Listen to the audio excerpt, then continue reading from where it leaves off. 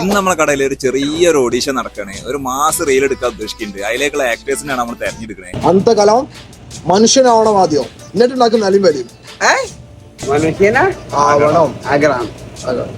മനുഷ്യനാകണം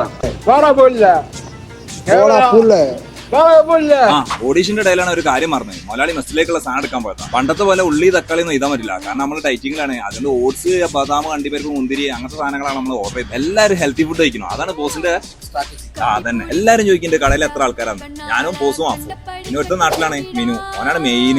ഈ ലൈസ് ഒന്നും ഇത്ര ടോപ്പിലേക്കിട്ട് ഒരു കാര്യമില്ല. അതിനൊക്കെ വ്യക്തമായ കാരണമുണ്ട്. ചേട്ടാ മോളിലെ ലേസ് നടത്തരൂ.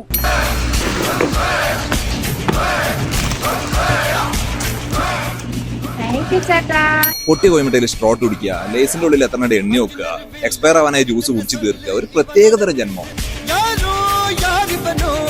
ബോസ് നേരത്തെ കട അടിക്കാൻ പറഞ്ഞു, പക്ഷെ നമ്മളൊരു മണിക്കൂറിനോട് കൂടുതൽ നിന്ന്. എന്താ ആത്മാർത്ഥത? അത് കുറച്ച് കൂടുതലാ.